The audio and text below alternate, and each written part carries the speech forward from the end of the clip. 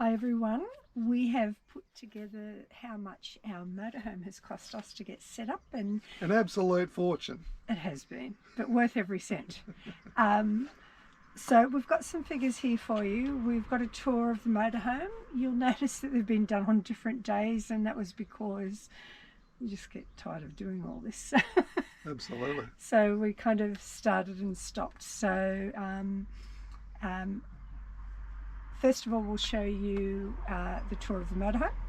And now the tour of the motorhome is in two parts. One will be in a day one and one will be of a night, so you can see the beds. They were done on different days too. Actually, the night one was done today because we're going to do it after we do this part. You lost me, but So I'll start with our kitchen bench. This is our kitchen bench. We bought a breadboard to sit on top of it because we have a Thermomix. We're having problems with the Thermomix at the moment, and we think that's an adapter problem, so we have to get a new adapter. But on this breadboard, so that we could put that on there so it wouldn't be a problem when we're traveling, we've put these rubber little kind of feet on it, and surprisingly enough it stops it from coming off. And underneath that we just have our 3-burner, and here we have our sink with the tap and so forth. So one of the important things that we found being in the motorhome is, because you have limited space, you have to utilise the space as much as you can. These are being designed by men. Any woman can see that, because that is all they give you for bench top. So we have done this, and this comes down, and we have a little bit more bench top, which is actually amazing, because when you're doing the dishes you need somewhere for them to go. When you're preparing, you want somewhere for it to be able to prepare better. So we just love that. So that is our extra bit of bench space. On here I've put little containers. They're double-sided sticker, whatever you like to call it, velcroed on, so they don't come off while we're traveling. Looks a bit wobbly, but surprisingly enough they don't move off, and the same with those two bottles. I have a scented bottle here. It's stuck down. None of these things move while we're traveling. I can't believe they don't, but they don't. We've got hanging baskets so we can put our fruit and veggies in them. It all just frees up space. We've put up this little basket here which has eggs in it. Now, I was worried about the eggs coming out when we travelled, so my friend in the motorhome is blue tack. So I've put a bit of blue tack on that, so when it goes in it sticks on top of the eggs so they don't bounce up. I've just got 2 little tea towels, so we've got a dozen eggs in there, and this one here is also blue tacked on, and then you just push it back down, and it just means that nothing's going to bounce out while we're traveling, and surprisingly enough nothing does. This cupboard here is a double cupboard. It's not the cleanest, tidiest, and one of the most important things is to try and be as organised as you can. Use up every bit of space. The more space you use, the less rattling you've got, which is really important. So in here, up the top, we've made our own insulations, which we used for the snow. We're in -10 conditions on a few occasions. Perfect, kept us warm. So the ones that are white are the outdoor, the ones that sit on the outside of the windows, and the ones that are the silver go on the inside.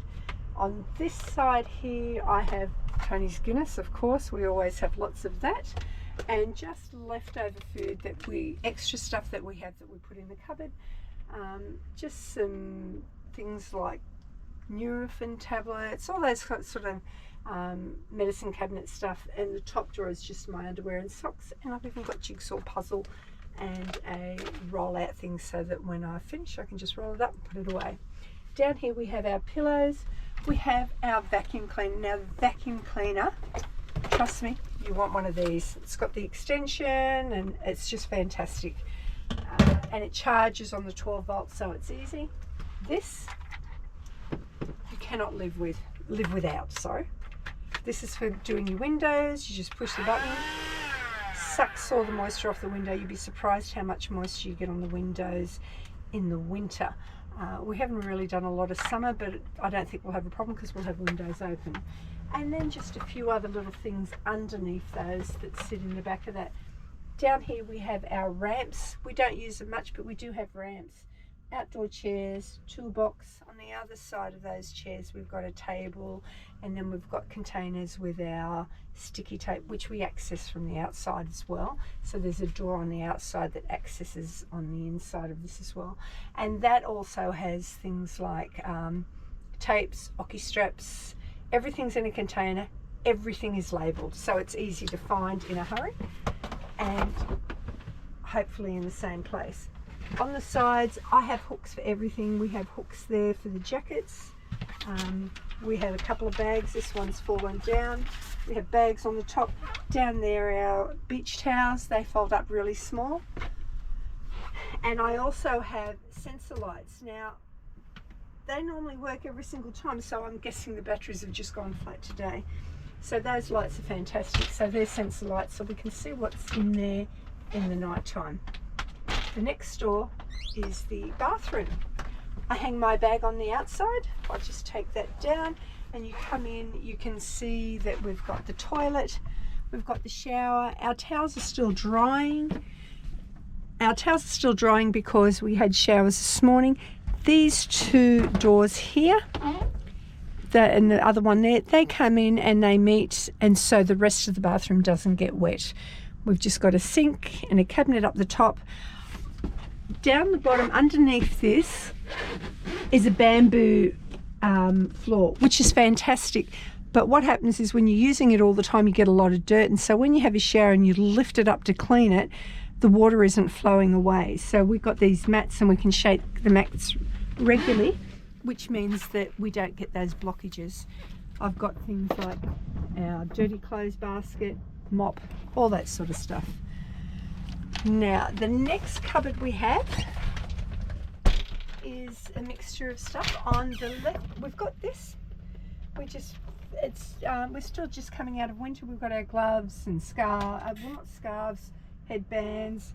I have quite a few pairs of gloves, so there's lots of gloves there. Tony's got gloves and a couple of scarves in there. That has been breaking for a while. One of the things that I find is we buy lots of stuff, but you're constantly replacing. Well, not constantly, but some things you replace a bit. These things are fantastic, but they do come off the sticky. So I need to get some more. Hence, these are all falling down as we speak.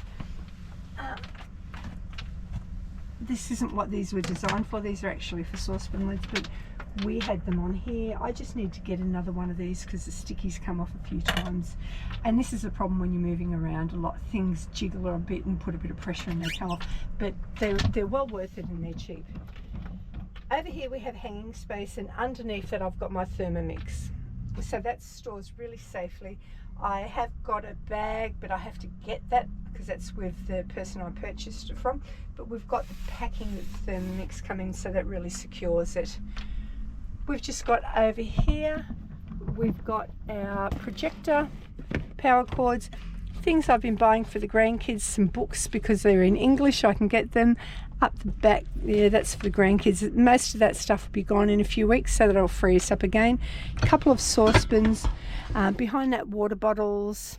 This container's got our nuts for the night time, and down the bottom here we've got sauces, oils, spirits, wines, all that. And on the door you'll see those grey things I was just talking about. They hold the saucepan lids up, which is fantastic. Frees us up again for some more space. So they work really well 99% of the time, but we do lose the odd one, as you just saw. I'm not going to pretend things don't come apart because they do. Up here is meant to be a TV. We don't have a TV, so I've just put plates, cups, glasses, and they work well. Again, packing tightly stops the jiggling and less breakages. We're really fortunate to have a big freezer, and well, big freezer, I mean, big for a motorhome. Oops. So this is our freezer with some homemade stuff so that when I don't feel like cooking we've got things, and then just the fridge, which is great. You don't need to see inside the fridge. We have a food cupboard, and we just stack it all in tight again because you don't want that movement. Everything just stays in place. I find when you pack things in like this, when you pull up and you open the cupboard door, very rarely, even though it just happened then, very rarely do we get things falling out. Over here, it's just some more tea bags, salt and pepper, teapot. And over here, crackers, biscuits, and behind them are cookbooks and other books that we have that don't fit in there. We have here, this I love. This is one of the best ideas I've had. Ziploc bags, all your spices, all labelled, all in alphabetical order. I've got 2 of those, so much easier and takes less space than using the little bottles and less weight. And in here we have more tea bags. We like our herbal teas, and I'm almost out of Yorkshire tea. I've got some in that big box in there. And we've got our Yorkshire teas and our other herbal teas, and they fit in there. Down here is all of our plastic containers with our things like nuts, rice, flour. They're all labelled so you can just look down the bottom, and it's all very neatly packed. These are on top because I've run out of containers and I've got to get some more. Underneath that there is just plastic containers. This is just a simple cutlery drawer. Battery just went flat, so come back down here again and have a look. So down here is washing products, cleaning products. We've got I'll just grab that because Tony won't be able to reach it from here. We've got a tea towel, Purdy and Fig. If you go to the UK, have to get Purdy and Fig. Best cleaning products, they're amazing. And in those boxes and that's just parts of the Thermomix with a frying pan and just our coffee pot. Pretty simple stuff. Okay, back to Tony. Underneath here is just things that we don't use very much. What we have is our snow chains, my shoes. I won't show you because it's a little bit messy. Snow chains, my shoes, an Aussie flag if we need it because that's bound to happen one day. Gym clothes, which I don't go to the gym. Just all that sort of, just all sorts of little leftover things we're not sure to get a place for. These are the lounges that we had, and this is the reason why we brought these, because we can sit here, put our feet up and watch a movie, and I'll show you how that works in a minute. I sit on that side, generally Tony sits on this side. We can pull this out and have a double-sided table, which is fantastic, but 99.9% of the time we have it like that. We have the Guinness bar mat, of course, really important stuff. Someone's obsessed with Guinness. On the floors, we've put mats because it's cozy. We got this one in Istanbul, and fortunately we had it right. We didn't take the measurements, but it works. And then we've just got these other 2, and underneath them there are, and all of these are velcroed down as well so they don't move about. And underneath these we've just got these little holes. There's some food under that, and there's another one under there which we just have cables and stuff like that. Underneath the seats on both sides are our winter clothes, and we've just recently packed them away because even though I'm rugged up, I've got a couple of warm things. The weather's getting warmer, so we wanted warmer clothes, cooler clothes out, and get rid of all the warm stuff. Tony's shoes are under here because there's a little patch under there. And what else do we have here? So clothes cupboards. One of the important things that I've found being in a motorhome is to be really as neat and tidy as you can, and that's difficult, but if you can, it'll save you a lot, give you a lot of extra space, and it's easier to find things. And in this instance, Mary Condi is your friend. If you don't know Mary Condi, look her up. She used to have a thing on Netflix years ago, or just Google easy ways to fold things. So I have got clothes up here, clothes up there, and perfume of course, and some clothes up there. Over here is Tony's side, so he has clothes here, here, and here. And to give you an idea of what I mean by Mary Condi and keeping things neat, this is a perfect one to example. This is Tony's t-shirt. All of his t-shirts are like this, so I can hang it like that. They don't fall apart. so everything stays together. This is why, if you can find a way, if you can find out how all this folding goes, it's great. All of our underwear, our socks, everything is packed into a parcel. Everything that we can possibly pack into a parcel, we do. We don't just, because it can be neat, we don't just, Tony's just put a few things up there today. Let me just get something out here if I can to show you. We don't just roll our socks into a ball.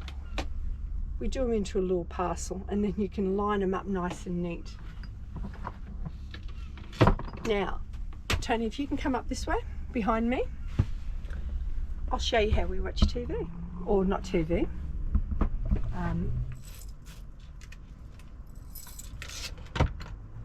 So watching a movie, we use a projector, we sit on those two chairs. This is our screen. We just got a blind, screwed it up, comes down. We have the bed down, and we generally, and we can darken it at the back by, what, wrong way, I'll show you. So you don't want anything coming through. So these are the curtains. So you have we had curtains that you could see through. So if Tony went to bed and I wanted to sit up and read, he couldn't go to sleep because it was too light, even with the curtains closed, because these curtains close up here. So for insulation, for the heat and the cold, and for darkness, I got a big thick blanket. It cost me £20, and it goes all the way around there, which we'll show you later when it's dark, so you can see what it looks like at the night. And this comes down, so when we watch a movie and I pull the other one across, it comes down, and the bed sits down about there, because we bring the bed down dark enough, not a problem. We get to watch the TV really well. This motorhome has got three skylights and one little, there's a little in the bathroom, there's a little one so that you can let fresh air in. We have a big one here. We have a big one just above, in the kitchen, just above the kitchen bench so that you get light, and we've also got one above the bed. This bed drops down, the seats come forward and the bed drops down. I'm going to do another video a little bit later tonight, so you'll see how it looks tonight. I'm constantly wanting to decorate. Now you might look at what I've done for decorating and go, oh my God, what has she done to this motorhome? I'm a little bit different. I don't like new modern things as much as other people. I like things to look old and a bit daggy, I suppose. So I've got a couple of scarves, I've got some lace curtains, I've got blankets over the lounge chairs, and I've got some fabric in Istanbul. All the original is underneath it. So if we wanted to sell, I've got all the curtains underneath the mattress. I can just take all this down and put it all back up and make it the way most people like things. But for me, I like things to be a little bit different. I've got myself some flags. They're naval flags.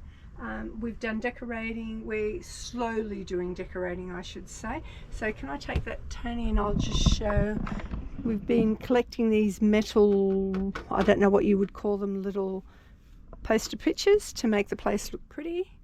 And we've got some, what do they call, fridge magnets, and then we just blue tacked them up there. And they're the curtains, which I'll show you later, that go around. That's just magnetic. I don't want to take it off because I've only got one hand. I won't be able to get it back together.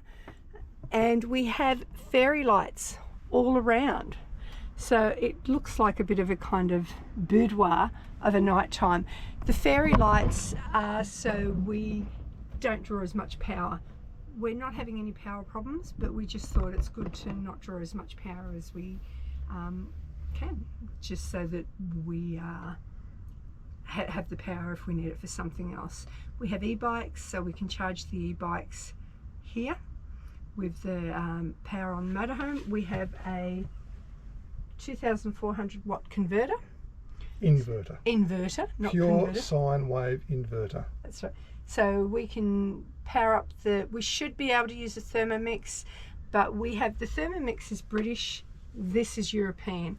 We think that's what our problem is. We're waiting to hear. We've got to talk to Thermomix tomorrow because everyone else can use their Thermomix in their motorhome.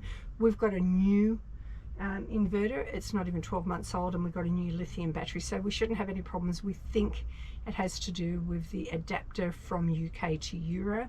We don't think the store-bought ones are good enough. We found a heavy-duty one, but I just need to speak to Thermomix tomorrow to see if that will work and get that sent to our son because we're on our way to Austria. I think, is that about it for the internals of what we've got, Tony? Yeah, I think you've done a very good job. Very thorough. What we have been doing is like hooks and blue tack are your friend. So you saw with the eggs how I keep the drawers from coming out, and we don't have any problems. I have hooks here, so we have baskets. Whoops. We have baskets with extra power cables. They hang down there. We hang the JBL for music. We hang these. I've got cords at the front that I hang, all with hooks. It takes a little while to get the right hooks. If you have anything heavy, just go with a 3M. Nothing's going to beat the 3M. We've got hooks down here, and we've got 2 hooks on the side, so that holds that basket in place. But you have the problem. One of the problems with having a motorhome, and I imagine a van would be exactly the same. You're constantly on roads, and things are constantly jiggling about. So things are coming apart all the time. It's just the nature of it because they're built as light as they can, and they're a little bit tinny, a bit like the Volkswagen plugs that always go because they're plastic and not metal like other cars. So I'm just going to grab this off Tony and I'll give you a few examples. So this cupboard here, this kept coming apart, and so to keep it stop coming apart, I blue tack there. No more problems.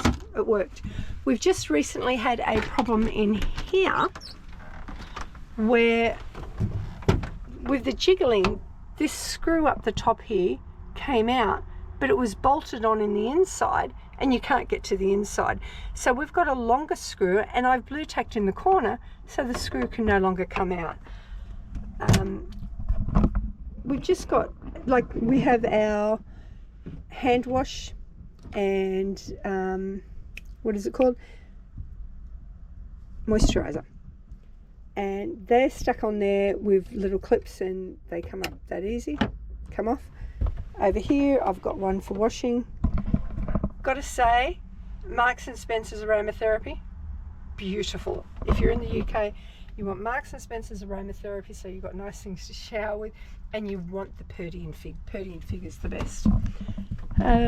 We have another little rail here that we've put, so we've got a couple of places to dry our tea towels. I just use these as dishwashers, as washing cloths, because I've got a dozen of them. They wash easy and they're fantastic. My first go at macrame, awesome, isn't it? And that's my paper towel hanger. Works great. Every blue moon it comes off, but it's not a problem. What else do we have? We've just got hooks up there for Tony's hats. Gosh, I've got that many hooks and things blue tacked, I couldn't tell you where they all are. But I've got that many things with blue tacks and hooks, I don't know where they all are, but they're just everywhere. And it just makes life so much easier because things stop coming up. If something comes apart, you'd be surprised. Blue tack's your friend. I use it constantly. And the hooks for everything. I think that's about it. And when it gets dark, we'll do a video and show you what the motorhome looks like over night time. And it does look a bit like a boudoir. I think my son said it looks like a Polish night stripper joint.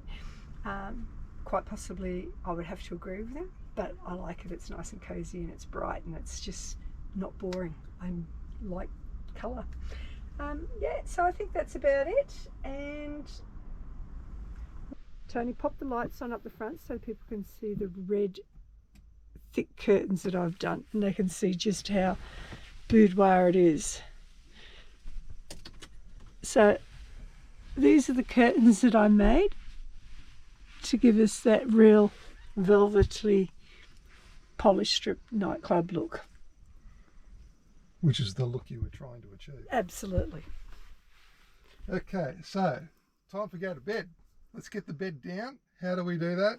Watch very closely. It's really, really difficult. Right? Took me months to work this out. So, as you can see, these chairs, they swivel around. We need to drop them. That goes down there.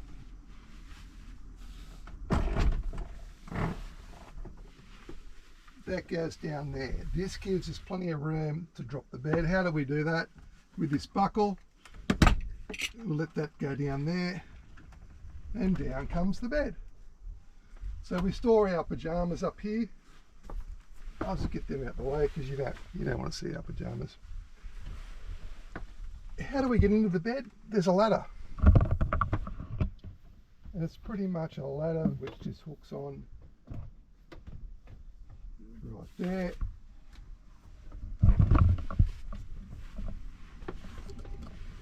I'm just putting the other lights on so we can put a light on up here so you can see what's going on.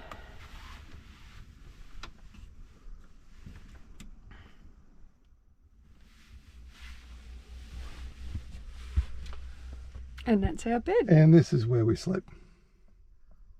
And it's surprisingly comfortable, and it looks a bit kind of claustrophobic, but it's not. And right here we have, that is a skylight. It's closed up at the moment, but we can have fresh air coming in overnight when it gets colder.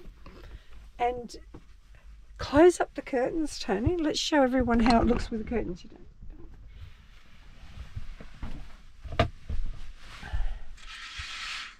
So if Tony wants to go to bed, we've got the red curtains. Just make it a little bit more boudoir-ish. Beautiful. Sorry, Poland. Not meaning to be offensive to Poland, but anyway.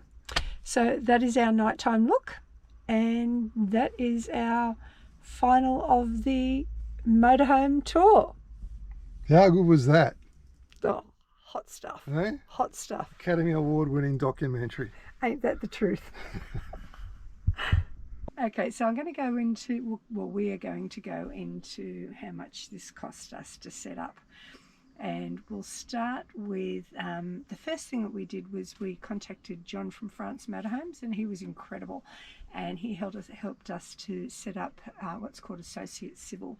So basically that was to start a business so that we're in a position to buy a vehicle legally in France. Right. We're not affiliated with John or France Motorhomes in any way, shape or form. All we can say is we use them and we had a really good experience. So the cost to set up Associate Civil to be done legally, which was the business side of it, that was $1,950, and that's just a one-off cost. But each year we have to pay €60 so that we have an address, and that is where the Associate Civil has been set up, because you have to have an address to get all your paperwork and to have the vehicle registered in France. So now you can go and buy your own motorhome if you want to do that, source it yourself and do all that, or you can avail John of his services. It's not cheap, but we consider when you're spending as much money as we did that it was well worth it. And it's so difficult when you're trying to navigate through with a different language. Yeah, it is. Look, I don't know whether you can get it done any cheaper, but you get what you pay for. And if you're considering doing this like we did, do it in a way that you feel comfortable and know that it's legal.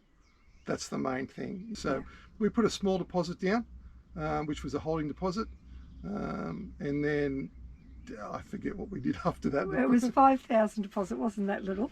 5,000 Australian, I think it was, or 5,000 euro. Actually, it might have been 5,000 euro. And we went through a dealer, like we got John to do all the work for us, but we went through a dealer, and there's a specific reason why we went through a dealer. If you buy a vehicle over here privately, what happens is when you pay, it's really frightening for an Australian to do this, because you pay for the motorhome before you get your registration, and it can be months before you get the registration in your name. But when you do it privately, you're depending on that person that you're purchasing the vehicle for to put the registration through. We didn't want that headache. We were willing to pay more money. For us, that's just, it's too much at stake.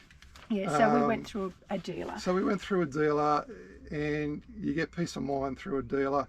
You know that everything's going to be done. I mean, you know, when we picked this up, it was serviced. They changed the timing belt. Absolute peace of mind. We brought our vehicle. We didn't specifically choose who we were going to buy it for. We just found the vehicle, and then it was Libertine in Metz, and we had Manu help us. Yeah, and he was great. We can't fault them. Like, everyone who was there was great, but Manu was amazing. Now, the service fee that we paid for France Motorhomes to be able to communicate with Libertine and get that all set up for us, and to arrange the inspection, doesn't sound like a lot, but there is a lot of work involved in it. And that was $1,750, and we considered that was money well spent when we're spending as much money as we did on a motorhome. Because the other option is that you don't. You do it all yourself. But it's very hard. Difficult if you don't speak French and you don't understand French law. And then you have to do it when you get over here. You can't do it from home. So if you are emailing or trying to communicate with anyone over here, they just see you as tyre kickers when you're on the other side of the road, so they're not going to help you. So they're all the reasons why we got John to do as much work as we did for us, and we were very grateful, and he did a great job. So the price of the motorhome, this is the one that hurt. So everything that we're talking about is in euros as well. It's not in Australian dollars, because we purchased everything in euros. We're doing everything in euros. You can work out your own currency. So the motorhome itself was 45,600 euros.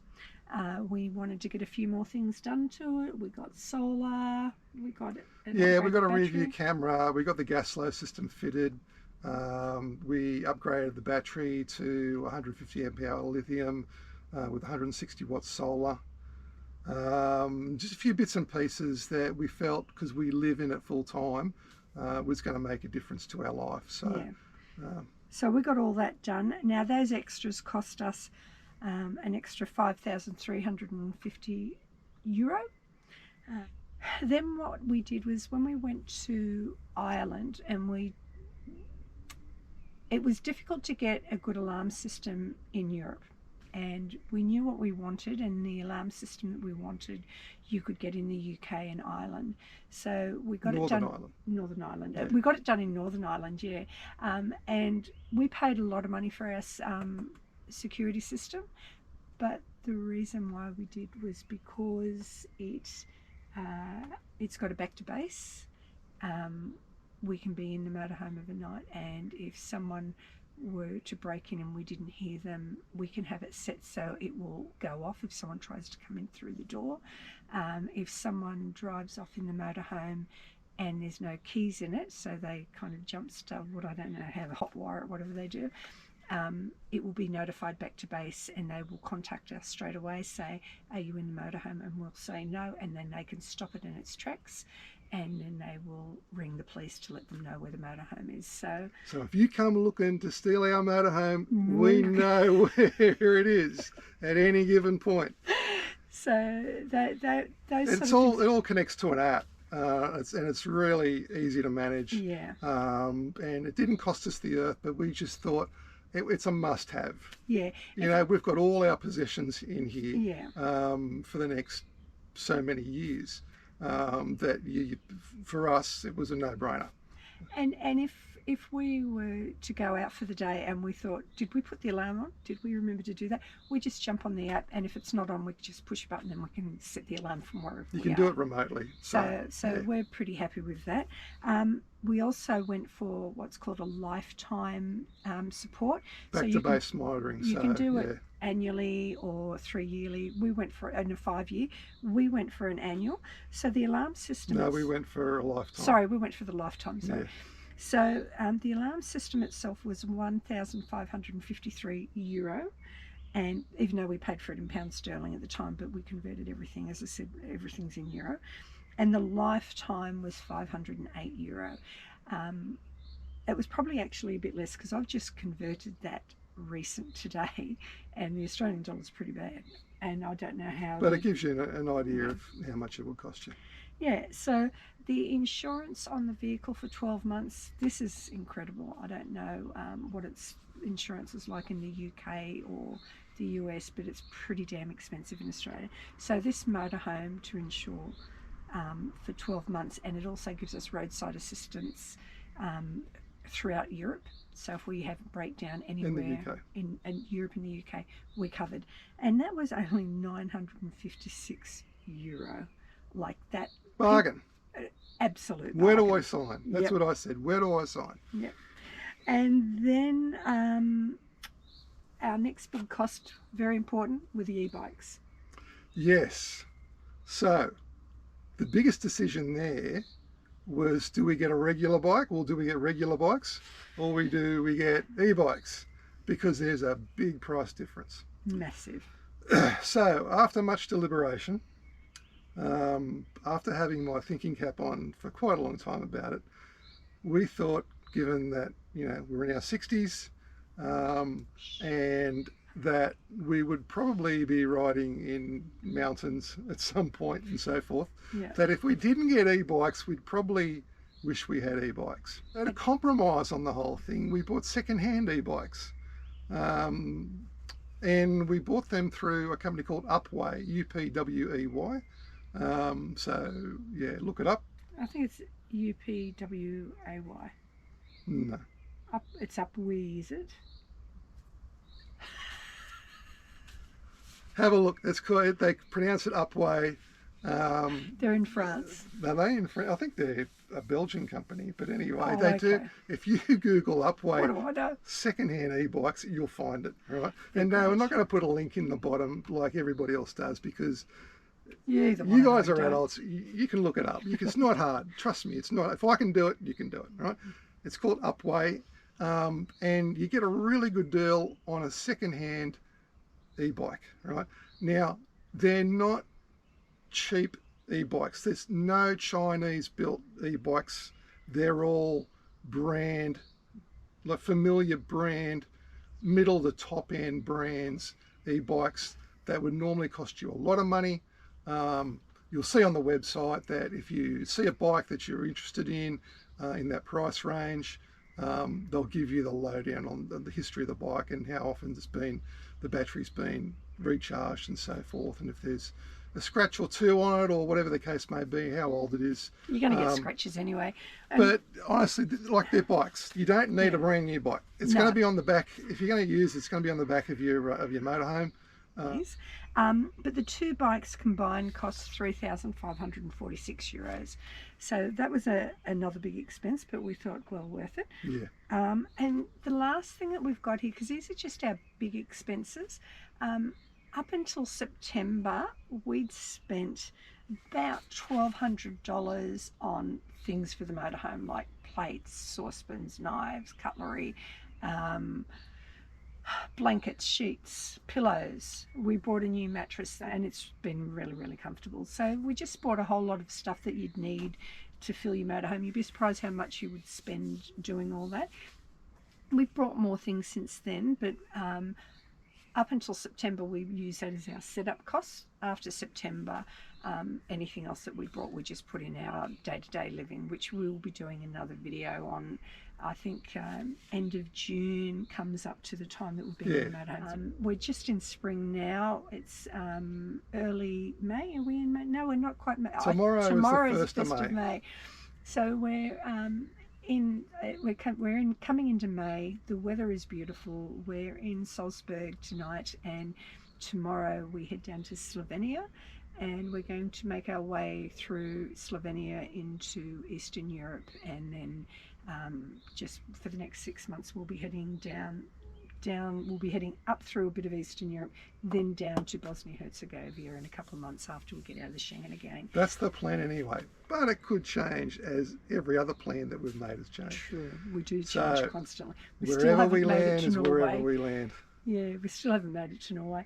But where I was going with that is that we finally have beautiful weather and we're just loving it. Yeah, it's glorious. It's just perfect. Yeah. Good bike riding weather, hence the e-bikes. Spring in Europe is really something special. Never been here for spring before, and it's beautiful. So we've been here for autumn. But anyway, so hope you enjoy the tour of the motorhome.